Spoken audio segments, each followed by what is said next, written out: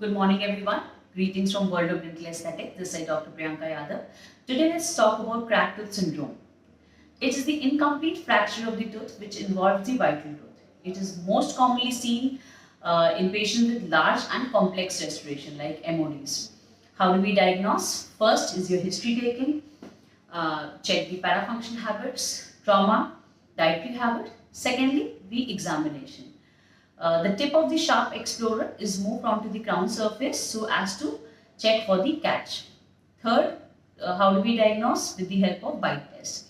Patient is asked to bite on wooden stick or the tooth slot, and the patient is getting the pain on the release of the tooth slot. It is a classic sign of your cracked tooth syndrome. How do we manage it? First is the urgent care, and secondly the definitive management. Immediate management would be selective grinding of the occlusal surface of the tooth and or its antagonist. Definitive management, if your crack is involving the crown, which is not involving the pulp, then a full coverage restoration is indicated.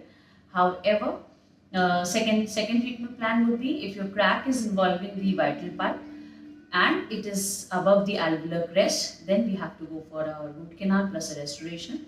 However, if the crack is extending below the alveolar crest, then we have to go for extraction.